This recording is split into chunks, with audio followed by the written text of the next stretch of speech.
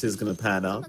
Tips already coming out between both teams, just kind of giving the good luck have fun over. Rotation from American Goons already smoked up as 5. There is a counter smoke from the cut that is gonna wear off. It's just a warding smoke here. As American Goons, they do take the high ground of the Radiant jungle, hoping somebody does try to make their move there by the cut. The cut seems to have a pretty good idea that the American Goons might be in this position. 30 seconds to battle. In fact, lines have been drawn out towards the bottom lane here, so that I'm not sure if the cut are trying to say that they want to go to that area, but they are drawing pretty much exactly where the side of American Goons have been hanging out. Now Esk does reveal himself underneath the observer ward of the Radiant, so they are very well aware that they probably have been hanging around that area. And it seems like the cut, they're just going to play the ignore game. They'll just go for the opposite side of the bounty runes. Secure those instead. No need to force a team fight early on. And it is going to be a 2 for 2, so nothing too special. As we can start with the mid lane, you're going to have MTD once again on the mid quap. He's going to be playing up against the mid Timbersaw of Esk. And even though the quap should be fine in this mid lane matchup, I don't necessarily see the Timber dying either. The Timber just seems too powerful right now to really go down. So I think both sides of this mid lane are probably going to be just fine. Yeah, you're pretty alright here. You can kind of play with a Whirling Death while the Quap tries to play with a Scream of Pain to secure range creep, so you can kind of trade some blows for Esk. I'm wondering if MTD will prioritize just clearing out the creep wave with Scream of Pain over the Shadow Strike. As you get levels up on Esk, like higher levels of reactive, I don't think you can burst him down with Shadow Strike. The heal is a little bit too high, so you might be better off with like a 2-0-3 build here for MTD and focus on farm. In a farming lane, the Quap is pretty happy. You get that build-up you want. You accelerate into your 6 timing, deny shouldn't be an issue. And you start to feel pretty good in the lane, so wouldn't mind that too much. Taking a look at up top, of course, you've got Boris once more in the Bloodseeker. Pingus on that Venomancer up against Ade on the Magnus and B-God on the Clinks. This lane can go back and forth. The early aggression with Gale plus Bloodrite is pretty big. It's a natural slow combination to trap people in there. At the same time, a Clinks can bully out Venomancer pretty damn hard, especially if you don't commit the Gale. Bottom lane's been a bit of a lot of harassment going the way of Scourge McDuck here on the Lifestealer. Pyram's trying his absolute best to just keep them at bay, but Little Nick on the Batrider can be a real nuisance to try and deal with here. Mid lane, S getting quite low now on the Timber. MTD does end up going for the level 2 Shadow Strike now, so it can provide a lot more harassment against the Timbersaw. Thing is, with reactive armor up, he's still going to be able to passively regen quite easily. So chances are he's not going to die here, Esk. He's going to be just fine. Just needs to tank the creep wave. Does have the Ring of Health up now, so he's going for the standard Vanguard build up on the Timbersaw. And is CSing quite effectively here as well. So MTD, as much as he tries, there's only so much that that Esk is going to be affected by the Shadow Strike being thrown out. He's looking pretty fine at the moment. No worries for Esk. Wondering if MTD leaves that Shadow Strike at level 2 and go for bottom. EMP. He's going to get jumped here. And he is more than likely just dead, as Scourge McDuck is trying to chase down the Batrider, but this could be working against him as he cannot finish the kill. Giant and Lil Nick are the ones to get the kill here. Double kill for the Batrider, and that is a pretty disastrous start for the bottom lane. That's not what you want to see here for the cut. You're getting run down by the Batrider off lane. In a way, Lifestealer can be a counter if you get that value point in the Rage, but until that point, you cop the Flame Braid, you get run down to the Flaming Lasso, you don't even need a Sticky Napalm lane anymore. You feel pretty good for Lil Nick. Silencer doesn't really harass you out with Arcane Curse because you're not relying on Sticky Napalm, so it's a pretty good lane for the side of the American Goons to keep that aggression up. And 2 kills off the back like that for Lil Nick. I mean, it's going to be a nice start. Vanguard already up on our Batrider, so no threat onto him anytime soon. Pingu's top lane. Gonna go down once again. Boris gonna try and at least get B-God for their trouble. Nice body blocks though from Ades, making it very hard, but eventually Boris will secure the kill. So a nice pick up here for the Bloodseeker. Finding his first kill of the game here is the BS. This bottom lane. Scourge McDuck dropping very low again. Lil Nick going for the chase, wanted one more right click, but is not going to find it. Charges out from Giant though, and Scourge, I guess realizing he was not going to make it out, just ran towards Giant on the Spirit Breaker, but he is going to go down. Yeah, again, this Lifestealer is not going to have a good time. The hero doesn't farm up too well. You might still be able to hit your level spikes and go for some infest pickoffs, but a slow start like this for Scourge McDuck is going to set him back by a massive amount. Like, I don't know what the recovery plan is for a hero like the Lifestealer when it does fall behind, because I guess you could go for a Maelstrom, but that also doesn't feel like the most common kind of build-up. Up top, being aggressive onto Ade. Ade's going to be okay. Boris now taking the brunt of the damage here from B-God.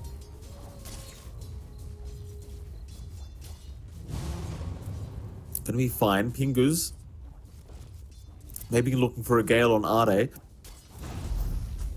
Ade's not been having the greatest time. Instead, B-God's gonna be targeted, but Pingu's dropping low again on the Venom. He's gonna go down, but I suppose he is. Oh, never mind. Nice deny from Ade. I was about to say he's at least feeding kills here to Boris, but that is not the case this time. Ade does manage to deny the gold away from the Bloodseeker. And obviously, in terms of the harass trade, if Boris is happy to just right-click against Ade, Ade's happy to do the same thing against him, though here comes Pingu's again. Gale is going to land. Bloodrite is there, but he does have the skewer. So no real chance of getting the kill. Just wasting a little bit of spell usage here from the side of the American Goons. Still more than happy to finally get a pick off for Ade and get a deny off as well. Was kind of toying around with it a while ago. Does finally get that opportunity. For the most part, though, American Goons, they are still 2-4, 1k lead their way. Every lane just having much better CS coming out here. So a strong foundation for them to start this game off. Level 6 is already up on MTD. He did go for a 3-0-2 build, looking for a little bit more aggression in that lane. Is pocketing that Sonic Wave level to see if he even finds a kill opportunity. I think that's fair. We've seen Queen of Pains actually go for like a 3-0-3. Just opting for that farm game. Again, just sitting back, playing a bit more inactive. 7-minute runes are about to come out here, and he's already on the aggressive. No, B-God. He's going to stand his ground, but Boris is moving in. B-God's still going for the kill onto the Veno, but is probably just going to get punished, and does. Boris will stick around for the Wisdom Rune now, and does manage to snipe it for himself. Ade unable to help out because he was being held down by the Spirit Breaker. Now the Rupture committed Ade. I mean, he has the skewer, but obviously can't commit. The problem is, though, for American Goons is Ade's just underneath the tier 1 tower, and he's perfectly fine. And MTD, well, he's rotated on the Queen of Pain to secure a kill on the Venom. Pingu's already dying 3 times in this game already. And, yeah, I mean, interesting Rupture committed, though bottom lane, Scourge McDuck's gonna die again. Lil Nick having a real dominant bottom lane for himself, and Scourge McDuck has died for the 3rd time now. This is pretty worrying for your Lifestealer. Again, you have Empower to kind of fall back on, I suppose. You could try farming up in jungle, but this is not a hero that enjoys being all too passive in that Lifestealer. Do need some form of a startup here to get the ball rolling. A little bit of a movement across the map. Like they might focus top here. They will try, but they have found Boris, and Boris, he's trying his best to walk out, but he is down. Nice pick up here from the cut. Can start working on towards that T1 top tower as well if they so wish. Seems like they will be able to get away with it just fine.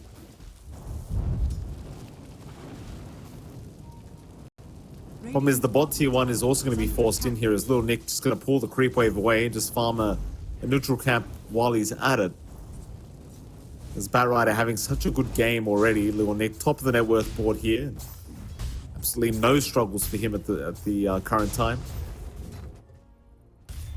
Meanwhile, mid lane, Giant's been hanging around. He's going to go for the charge out onto MTD, who does have 1 point in Blink. Does commit the Blink, but does not get the dodge on the rupture damage. So Boris is going to secure the kill. And now the mid-tier 1 tower is going to be under siege. Radiant's middle Just tower gonna get is that under push attack. going in. You've got Radiant Esk who can structures tank it are up fortified. with that full Vanguard up and running. Nothing too strange here. B-God, I mean, he'll try to stall out just a bit, but can't really do too much to stop this from the side of the American goons. Can't even fully trade up top either. Just Pingus with the Boris. wards more than enough to hold it back. Boris taking a lot of damage here. Sonic Wave's going to be enough to secure the kill. MTD finding a nice one to start, but B-God is going to drop for their trouble. Not too big of a deal here for the cut. They almost even find the Spirit Breaker. Esk is going to try for the TP chain out, and he's going to make it. Giant even threatening to deny him off here with the Shadow Strike, but you know, luckily for him, reactive armor is a thing.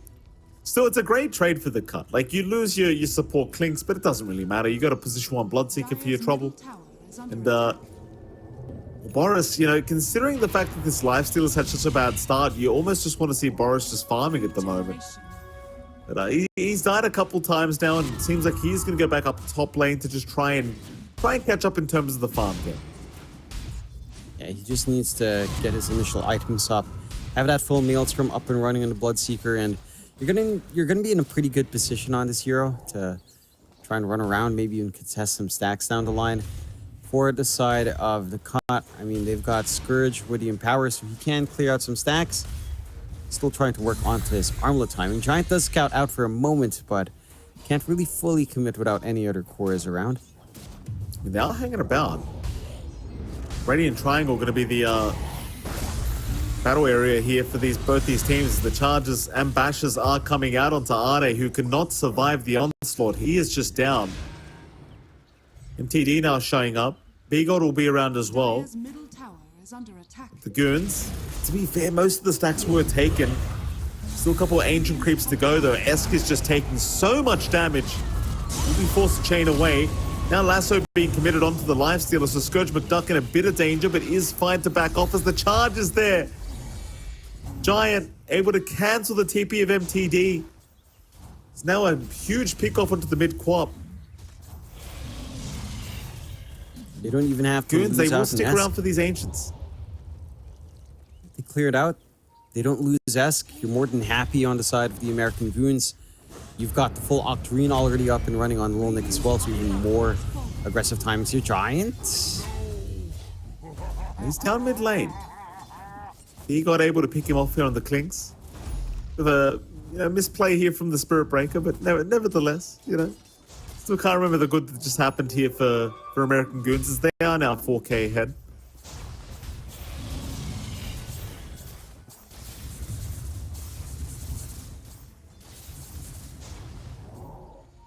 Pretty massive lead here already. Like, the thing is with this lifestealer, it's kind of hard to keep up, and you're not going to have the Magnus just standing by with Empower all the time. So Scourge McDuck is not exactly going to have that big bonus for him, as Pingu's going to die again.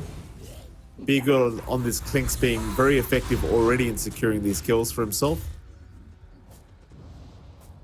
It's to be expected. You have some squishy supports here on the side of American Goons. Well, at least your Venomancer is very, very squishy. And you don't want to have to waste too many resources to drop the sentries around for yourself. You're always going to be susceptible to that pick-off from the cut. For the cut, Nick, going back to your point about the lifestealer, yeah, I mean, after an atrocious lane, the hero just has its initial times thrown off. Oh. Esk Is down mid lane. Giant is going to go for a charge out onto MTD, but the Global Silence is going to make sure he cannot follow up with another strike. However, he's trying for a TP again. And he's going to get ruptured. B-God, EMP, they're going to be fine. If you end up getting a 1-for-1 trade in the mid lane, there's Lil Nick. Let's pop the Firefly, having a look around for a straggler, but just goes back to farming. Not going to see anyone to make the jump in on. Radiant's middle tower is under Overall, like, it started off pretty good finding the timber kill, but then you gave away the quap like that, and suddenly it just looks even. Yeah. I'd argue maybe a little bit better even for the side of the American Goons. I think you're just putting a dent down as to what MTD wants to do, what timings he wants to hit. It's more important for them to play that early game-esque. He seems perfectly fine here at the top lane.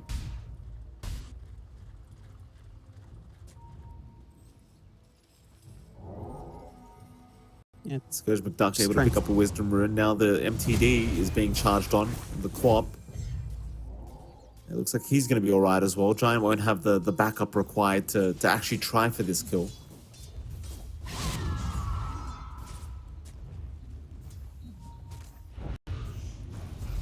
Pingu's now going to be chased here. Is B-God again going to be able to set up? And sadly for Pingus, he just cannot survive the onslaught once B-God gets started.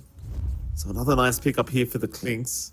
Just have the full Solar Crest up now and wants to go for more rotations, so they are going to head down bottom. Snornik is a huge target if they can secure him. Highest net worth on the board right now is the Bat Rider. B-God's going to show up. MTD's there as well. Leonik does pop the Firefly, but it's not really going to make a difference. Just the slow proving to be way too much. That's the big pickup you're looking for. It's mid lane. Imperium is going to get jumped here by Giant. But this is nowhere near the kill that you just got on the cut. So it's something for American Goons, but I don't think they're going to be too happy with losing Lil Nick like that. No, definitely not. You have to respect this gank gaming from the side of cut. Again, it's all down on trying to look for pickoffs with your Clinks. B-God with that Solar Crest just make short work of a lot of the heroes here. And the one thing for the side of American Goons is they've kind of got the same issue that we saw from the side of cut last time. I think when we were watching game 1 where you didn't have an ore carrier. You kind of don't have that this time for Goons. I suppose you could try to carry some ores with Esk, but not the tendency we see for the Timbersaw to kind of do that for the team. Charge in. Imperium, again targeted here by Giant. Global Silence is up if they need to pop it, and there you go. Arde getting an RP as well. Spirit Breaker falling very, very low, forced to back away as Lil Nick's going to move his way in now with the lasso out onto the Magnus. Arde still fine thanks to the Infest play. Scourge McDuck now might be able to really clean up, but here comes Boris. Still MTD at least able to find a double kill for himself. S cleans up Imperium. Be gone in the meantime, looking to reinitiate onto somebody. We'll try onto Esk now as he has changed right into the Clinks. They're just melting to the damage of these skeletons. Yeah. Just a bit too much when his army is up and running. And that's just him with a Solar Crest. It's more than enough to still pierce through. What a hero Clinks is right now. Only set to get worse once B-God has the Orchid lined up here. Still 13 to 15. I think all things considered, despite dropping a couple of heroes here for the side of the American Goons, you are in a much stronger position to take control of this game. You will just, again, have to watch out for that team fight potential on the side of the COD. The Global Silence plus RP is massive, although in the last fight it didn't feel quite like the kind of opening you'd want there. But eventually, like, the big 5v5 threat is there for the side of the COD. We'll see if they can and just keep building up here. The side of the COD for themselves. Scourge McDuck trying to go into the Radiance, which I don't mind on a Life Sealer. I just feel like the timing's a little bit slower than you'd want it to be here, but nonetheless, you'll get a lot of value in some of these prolonged fights if you do infest up. The side of American Goons, Lotus Orb's been up and running on Esk. Travels up for Lil Nick. Boris has the Manta. So you are ready to go now. Like you don't really care for Global Silence as much, at least for your Bloodseeker. You can look for the cleanup. Just need the opportunities to do so. And right now, the COD all looking split across the map, just wanting to farm up. Dire's top tower is under attack. Radiant's middle tower is under attack.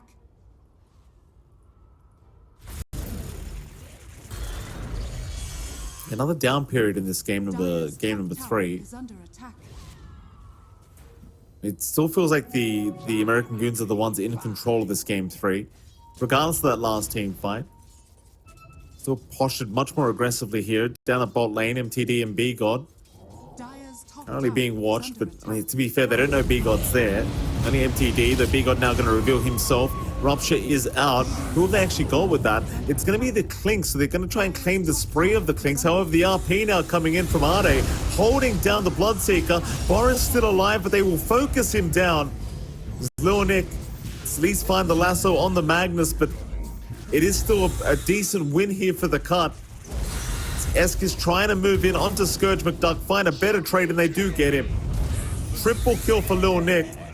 Zempyrian now also caught out, will go down. And the fight was looking amazing to start, but they do lose 2 more at the end there thanks to Esk. That's going to make the team fight look substantially better now for our side of American Goons. And they work it out really well. They get disciplined in that last stage of engagement and managed to clean up pretty damn well. The side of the Goons, they've still got a lot of run and gun potential. As long as they don't get caught off guard with Clinks. You can see how they've set up their vision now as well around the map. So many sentries in every spot they want to fight in. Just to ensure that B-God won't get the jump on them first. It is taking a lot of resources out from the side of the American Goons, but you don't mind too much. Pingus is working towards his Guardian Greaves for the team, so going for the aura build-up on the support Veno does make enough sense. I think if you're to cut right now, you really just need to have Scourge McDuck farm, because quite frankly, his impact is non-existent right now on this Lifestealer. And you need a little bit more for Ade as well. Try to hit that blink timing. You can try to get the skewer backs. That's when the game opens up more, especially with your physical burst from your Clinks, with your magical burst on your Quap. You can use those harpoon shots into skewers very big once that blink is up and running. Radiant's bottom tower is under attack. Well, Roshan's going to be started, it seems, here from American Goons, perhaps, as Boris is running right into the pit.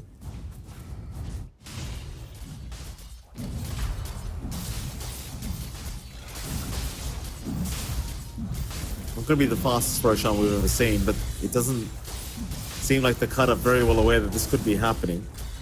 There is some vision around the area, though, to be fair. There is Observer Ward that could have seen them coming in, but that's where we're at now. Won't matter anyway, because even if they did see it, the cut have decided they're not going to try and fight for this Roshan. So free Roshan to go the way of American Goons. They might just keep going through the bottom lane. Like, there is a T2 tower standing there for American Goons to take. They've got the creep wave to back them up as well for that. And judging by that last team fight, like, the cut may not be ready to go for another fight. To be fair, though, they do have a Radiance now up on Scourge McDuck, so they might want to try and use that added utility to try and defend this tier 2 bottom tower. But for now, at the very least, Esk is just casually pushing by himself, as there is a charged top lane. B-God. They aren't stopping the charge yet. Giant is going. More TPs incoming from the Twin Gates here for American Goons. Giant does eventually connect onto B-God. Global Silence, though, is going to make it so they can't follow up, and Giant just melts to the damage. Rupture is committed here from Boris to try and hold B-God down, but he has his team to back him up. Infest is going to be there. B-God, he is still going to go down. Esk will drop as well on the Timber. This does not look like a good team fight at all for American Goons. RP committed on Lil Nick. Going to hold down the Bat Rider. Lil Nick will drop. And this is all for the sake of trying to kill B-God. It's a support Clinks. Support Clinks that they tried to burst down, costing the Aegis in the end. Boris losing out on that secondary life very, very early on. Great angles being found by the cut. It's managing to rip them apart in a very tight choke point. And the side of the American Goons just overcommit at that moment. Good punishment coming out from the cut. The Goons, for their part, they're still big on Boris. Once you get the BKB, I suppose that's when things can start to open up with that Bloodseeker. Makai Sanj, very important here as well for the side of Esk. Just lacking that Sanj now, so the stat resist going to be helping the cause here for sure. but you have to still respect that burst damage out from the cut, especially since you've got some impact now on Scourge McDuck. The Radiance burn damage is not insignificant, and the evasion plus the burn miss chance is pretty damn big up against a lot of these heroes, especially Boris and the Bloodseeker. So your solutions are on point here from the side of the cut. And again, they neutralize Aegis, they hold on to their tier 2s. They still have the map to play with. You've got a Magnus lineup. You can just kind of sit back, farm up, and wait for the enemy team to overcommit once more. Radiant's bottom tower is under attack. Very, very slight net worth lead here. All the dire end of things, but such an even game here between these two teams. Currently 59% win probability for the cut. Definitely not the highest percentage. Excuse me, 59%? Yeah, it is for the cut. I thought I was misseeing things for a moment.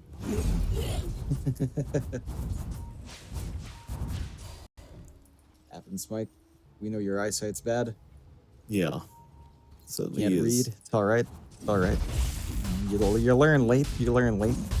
Yeah. It's Australia for you, you know. Why bother reading? It's fine. Yeah. You speak with your fists, I'm pretty sure, is the way in Australia. Absolutely. There's a Kyan Sanj now built up on the Quap. MTD getting bigger and bigger on the Queen of Pain now. Highest net worth on the map as the Queen of Pain. Torment are going to be focused down here by the cut. They will be able to get away with it. So the Ag Shard now available on Empyrean, which is, it's a pretty useless shards to be fair, but it is free, so beggars can't be choosers. You just take what you get. I suppose. It's always a little bit of a funky one. It's like you get the end steal, which is nice, but then like the other effect is like, alright, 4 attacks and silence is not the easiest for support. Lasso, they've got the highest net worth hero on the map right now, lassoed up, but MTD is still going to be able to get away as there was no rupture, and now the RP, are they catching 2 of them? Boris is gone. Esk will try to retreat, TP up. Do they have it cancelled? The skewer's off the mark. Still, they get 2 big targets. That's going to feel very nice for the cut. Straight through the mid lane for them, at least to take the tier 1 mid tower. Dire's middle tower is under attack. No worries in the world. It does cost you a global silence, but again, you're winning out these engagements anyway. So you don't mind a pretty damn big RP coming out from Ade. Getting the skewer back as well. No preemptive BKB coming out there from our Bloodseeker Boris. Radiant's bottom So tower is under again, attack. just trying to hold on to that spell immunity a lot longer. We saw the BKB pop earlier on by Esk, and he does manage to bail. If you just get your spell immunity off. B-God gonna run right into a sentry ward. Lil Nick seeing the Clinks immediately cancels off the TP and goes for the lasso instead. So hard to know who's winning this game. Like we've seen this 2 games in a row now where like one team has a slight advantage, but we're almost 30 minutes into the game and there's no clear leader in this. So every game has gone close to the hour mark with these two, and it's just proving to be a very similar kind of occasion here in game number 3. It's been very, very back and forth, just one after the other. They just win a team fight and just interchange. So I guess time will tell, but both sides still very, very close in this game 3. Yeah, just trading back and Radiant's forth. top tower is under attack. I feel like that Dire's middle tower is this under conservativeness has been leading to these longer games. Still a smoke out from the cut here. attack. Radiant are scanning. Well, Esk is going to break the smoke, but immediately just wants out. The cut will not try to capitalize yet. Esk is still sticking around. Lil Nick going to jump in, finds Ade with the lasso, but the global silence going to make it hard again as Ade does get the RP off, and now the Infest going to keep Ade alive as Esk is the one to drop. Eventually they will find the Magnus, as now they will try to move on to the Lifestealer, but Scourge McDuck is more than happy to fight right now, or is he? The kiting's proving to be a little bit annoying here for the LS. But he does manage to get himself out. So 1-for-1, both offlaners going down here, and again the retreat is out.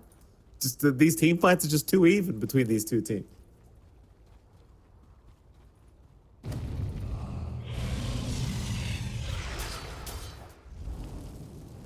Suppose now you're just going to be waiting for the next Roshan for both sides before anything big happens once more.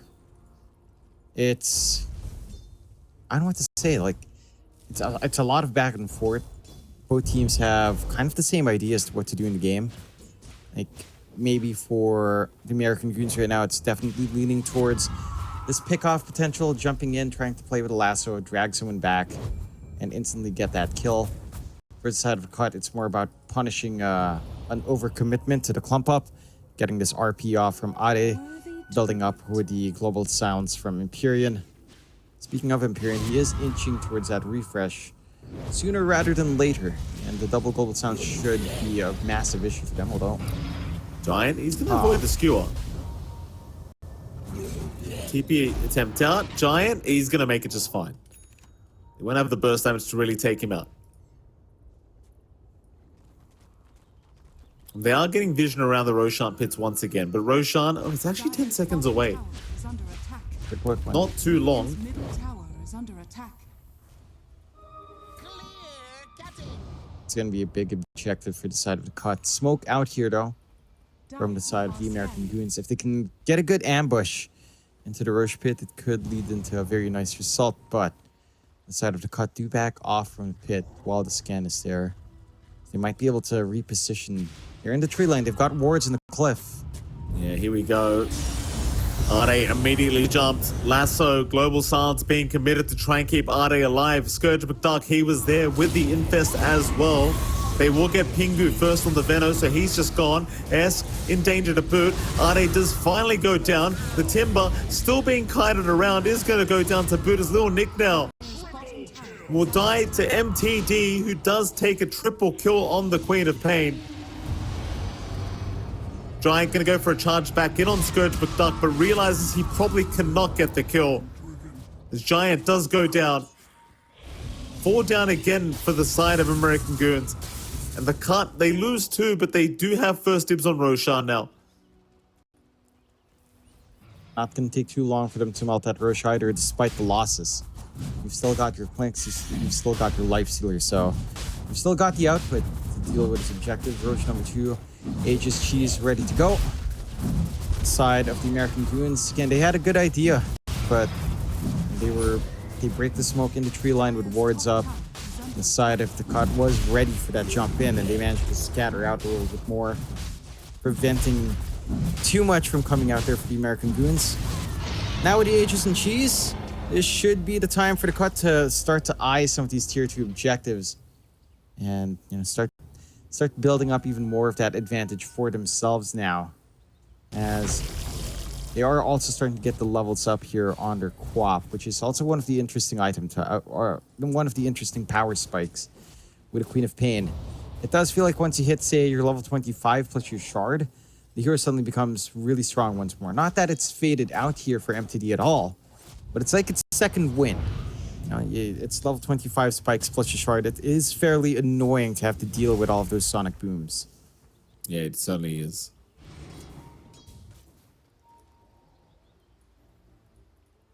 I think the main weakness right now is the fact that the Scourge just isn't at the stage where he really feels like a position 1 yet.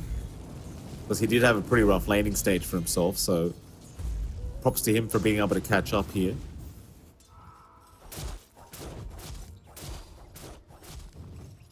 BKB on the mag is now up, so are they? A bit more defense here. Still going to have the issue of the lassos coming out from Lil Nick, but should be able to survive just a little bit longer.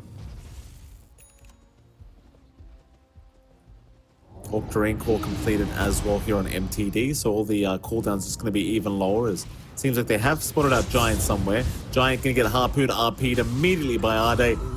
No hesitation with that. Just goes for the easy pick off onto the Spirit Breaker. And there'll be no response here from American Goons. They are hanging around the bot tier 2 tower right now, but they're not really committing to a push. They're just keeping the creep wave forced out. trying to see if they can force someone back to repair that creep wave. No one biting the bait. The cut for their part just focusing up top here with Scourge McDuck. Tier 2 falls now. High ground can open up. Still roughly in the same general area as well. They can look to force more, but it does look like they'll just take their time. No rush here. You know, we haven't met their quota yet for the average length of a match. This is probably going to be our average match length in the series, I'm pretty sure, with how these teams are playing.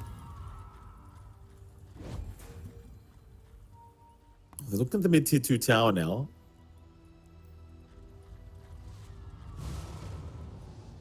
Eski's going to be around to defend on the Timber, but he has not been as survivable as you would hope from a Timbersaw. Certainly hasn't felt like the mid Timber that we're used to seeing, that's for sure. Nope. He's going for an Aghanim Scepter, but up until that comes up, he's not going to feel the tankiest. So mid tier 2 does end up going down, and they are picking up the mid tier 3 as well. Still 2 minutes on the Aegis. You do have the cheese available on MTD. This T3 tower, it is melting quite quickly, but the glyph is going to be forced. Kant looking to move in once again.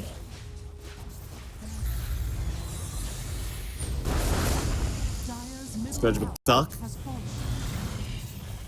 It's going to take the Noxious Plague, but it will... Oh, hold on a minute. There's going to be a skewer back. Arde going to find Pingus, and Pingus is down.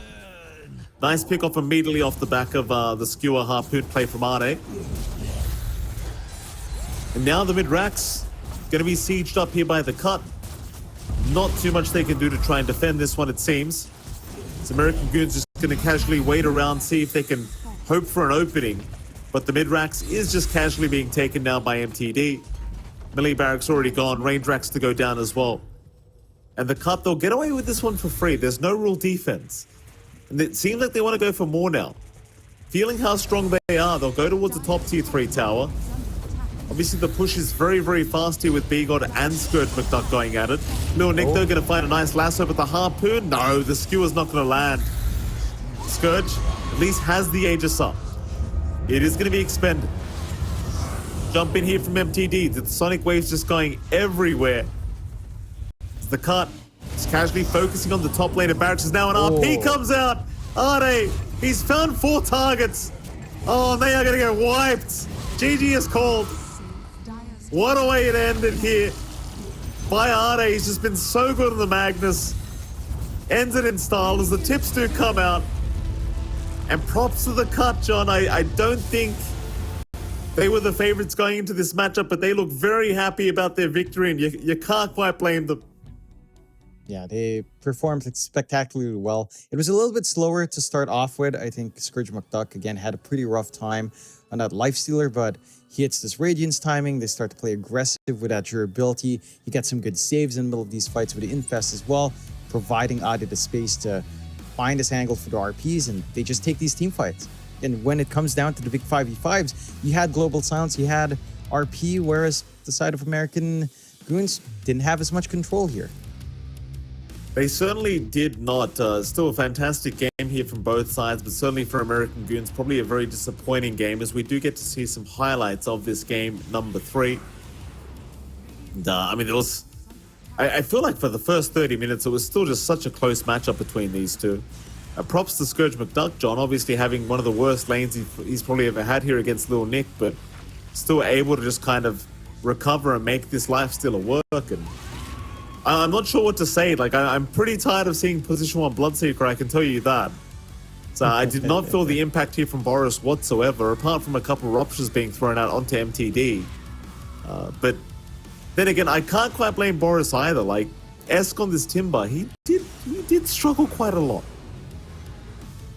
Yeah, it's down to that mid-quap pickup. Like, it's such a good foil to the Timbersaw mid. Tim doesn't get that early advantage up against the quap. You still have the mobility hero that you don't have the best punishment for on the side of the American Goons.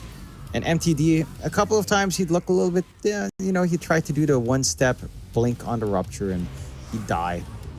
It wasn't never the biggest deal in the world, as they couldn't really capitalize on it for American Goons. And you can see again that big RP at the end to secure that game.